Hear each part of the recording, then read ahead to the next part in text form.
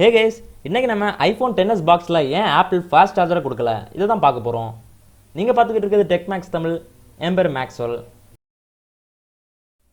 என் சேனலுக்கு இன்னும் சப்ஸ்கிரைப் பண்ணாமல் பார்த்துட்டு இருந்தீங்கன்னா இந்த பேஜை ஸ்க்ரோல் பண்ணி கீழே சப்ஸ்கிரைப் பட்டன் இருக்கும், அதை கிளிக் பண்ணிக்கோங்க. அது பக்கத்துலேயே ஒரு நோட்டிஃபிகேஷன் பெல் ஐக்கான் இருக்கும், அதையும் ப்ரெஸ் பண்ணிட்டீங்கன்னா நான் ஃபியூச்சரில் போடுற வீடியோஸ்லாம் உங்களுக்கு நோட்டிஃபிகேஷனாக வந்துடும்.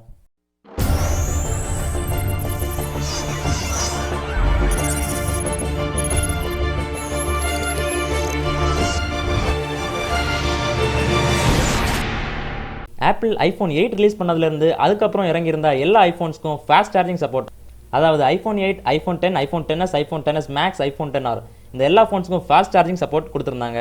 இந்த ஃபாஸ்ட் சார்ஜிங் மூலமாக நம்மளால் ஐஃபோன்ஸை 30 மினிட்ஸில் 50% வரைக்கும் சார்ஜ் பண்ண முடியும். இது ஒரு நல்ல ஃபீச்சர் தான். ஆனால் ஆண்ட்ராய்டில் ஏற்கனவே இருந்த ஃபீச்சர் இப்போ தான் ஆப்பிளுக்கு வந்திருக்குன்னு சொல்லணும். அதுலேயும் ஆப்பிள் எப்போவுமே ஒரு ஸ்லோகன் சொல்லுவாங்களே, திங்க் டிஃப்ரெண்ட். இங்கே ஆப்பிள் என்ன டிஃப்ரெண்ட்டாக திங்க் பண்ணியிருக்காங்கன்னா, மற்ற கம்பெனிஸ்லாம் ஃபாஸ்ட் சார்ஜரை பாக்ஸ்லேயே கொடுக்குறப்போ ஆப்பிள் மட்டும் ஒரு பழைய மாடல் மொக்க ஸ்லோ சார்ஜரை பாக்ஸில் கொடுக்குறாங்க. அதுக்கு பதிலாக apple quick charger and data cable இந்த ரெண்டையும் சேர்த்து $70 தனியாக விற்கிறாங்க. இது கிட்டத்தட்ட 5000 ரூபா வரும்.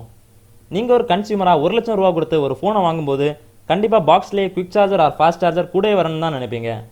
என் பாயிண்ட் ஆஃப் வியூவில் இந்த ஃபாஸ்ட் சார்ஜரை ஆப்பிள் பாக்ஸில் கொடுக்காததுக்கு 3 முக்கியமான காரணங்கள் இருக்குது. இப்போ அந்த 3 முக்கியமான காரணங்களை பார்ப்போம். ஃபர்ஸ்ட் ரீசன் என்னென்னு பார்த்தீங்கன்னா, நார்மலாக யாரை கேட்டாலும் சொல்கிற ஒரு ரீசன் தான். ஆப்பிள் இவ்வளோ ரேட்டுக்கு ஐஃபோன்ஸை விற்றது போதாதுன்னு இப்போது சார்ஜர் விற்கிறது மூலமாக அவங்க ஷேர்ஸை எக்ஸ்டெண்ட் பண்ண பார்க்குறாங்க. ஸோ ஒரு பிஸ்னஸ் பார்வையில் பார்த்தீங்கன்னா யாரும் பாக்ஸில் ஃபாஸ்ட் சார்ஜர் இல்லைன்னு ஐஃபோனை வாங்காமல் போக போகிறதில்ல. இன்னும் குறிப்பாக சொல்லணும்னா கணிப்புப்படி 60% ஆஃப் ஐஃபோன் யூசர்ஸ்க்கு ஃபாஸ்ட் சார்ஜிங்னா என்னன்னே தெரியாதுன்னு சொல்கிறாங்க. ஸோ இதை வச்சு ஆப்பிளால் சம்பாதிக்க முடியும் போது அவங்க எதுக்காக அதை ஃப்ரீயாக பாக்ஸில் கொடுக்கணும்? சும்மாவை ஆப்பிள் $1 trillion கம்பெனியாக மாறினாங்க. செகண்ட் ரீசன் என்னென்னு பார்த்தீங்கன்னா, மேபி ஐஃபோன்ஸோட லைஃப் டைம் அதிகரிக்கிறதுக்காக கூட அவங்க ஃபாஸ்ட் சார்ஜர் தராமல் இருந்துக்கலாம். எப்படின்னு யோசிக்கிறீங்களா? ஃபாஸ்ட் சார்ஜர் உங்கள் ஃபோன்ஸில் அதிக எனர்ஜியை குறைந்த நேரத்தில் பேட்டரியில் புஷ் பண்ணுது. இதனால் பேட்டரி ரொம்ப ஹீட் ஆகுது.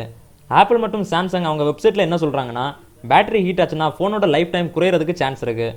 ஸோ இதெல்லாம் வச்சு பார்க்குறப்போ இது கூட ஒரு ரீசனாக இருக்கலாம். ஏன்னா 5 வருஷத்துக்கு முன்னாடி இறங்கின ஐஃபோன் 5க்கு இப்போ வரைக்கும் iOS 12 அப்டேட் கொடுக்குறாங்க. ஸோ அவங்க இந்த ஐஃபோன்ஸை மக்கள் ரொம்ப நாளாக யூஸ் பண்ண போகிறதா நினச்சி அதனால கூட ஃபாஸ்ட் சார்ஜர் தராமல் இருந்திருக்கலாம். ஆனால் நான் அப்படி சொல்ல மாட்டேன். நான் சொல்ல போகிற ரொம்ப முக்கியமான வேலிட் ரீசன் அடுத்து தான் வருது. கடைசியாக ரொம்ப முக்கியமான வேலிட் ரீசன் என்னென்னு பார்த்தீங்கன்னா, ஆப்பிள் இப்போ மட்டும் இல்லை, எப்போவுமே ஃபாஸ்ட் சார்ஜரை இன்க்ளூட் பண்ண போகிறதில்ல. ஏன்னா ஆப்பிள் என்ன நம்புறாங்கன்னா, ஒயர்லெஸ், அதாவது ஒயர்லெஸ் சார்ஜிங் தான் ஃபியூச்சர். இதனால தான் இவங்க ஹெட்ஃபோன் ஜாக்கையும் ரிமூவ் பண்ணாங்க. ஃபியூச்சர்லேயும் சார்ஜிங் போர்ட்டை ரிமூவ் பண்ணுறதுக்கு 95% சான்ஸ் இருக்குது. ஆனால் அவங்களோட கஸ்டமர் பேஸ் ஃபாஸ்ட் சார்ஜிங்கில் அடாப்ட் ஆகிட்டாங்கன்னா இது ரொம்ப ரொம்ப கஷ்டமான விஷயம். ஏன்னா ஒயர்லெஸ் சார்ஜிங் ஃபாஸ்ட் சார்ஜிங்கை விட 2 மடங்கு ஸ்லோவாக இருக்கும். ஸோ அவங்க இப்போ சார்ஜிங் போர்ட்டை ரிமூவ் பண்ணணும்னா ஒயர்லெஸ் சார்ஜிங்கை கண்டிப்பாக ஃபாஸ்ட் ஆகிற மாதிரி பண்ணி தான் ஆகணும். ஸோ இப்போ நான் 3 ரீசன் சொல்லியிருக்கேன். இந்த 3 ரீசனில் நீங்கள் ஏதோ ஒரு வேலிட் ரீசனாக பார்க்குறீங்க. மேலே போல் கொடுக்குறேன், ஓட் பண்ணுங்கள். நான் என்ன நினைக்கிறேன்னா, அவங்களோட ஷார்ட் டேர்ம் எய்ம் என்னன்னு பார்த்தீங்கன்னா மணி. இந்த ஒயர்லெஸ் சார்ஜரை தனியாக கொடுக்குறது மூலமாக நிறைய சம்பாதிக்க முடியும். லாங் டேர்ம் எய்ம் என்னன்னு பார்த்தீங்கன்னா சார்ஜர் போர்ட்டை ரிமூவ் பண்ணுறது. இந்த வீடியோ உங்களுக்கு பிடிச்சிருந்தா லைக் பண்ணுங்கள். அப்படியே கீழே இருக்க சப்ஸ்கிரைப் பட்டன் பெல் ஐக்கானெல்லாம் ப்ரெஸ் பண்ணிக்கோங்க. தேங்க்யூ ஃபார் வாட்சிங். Have a nice day.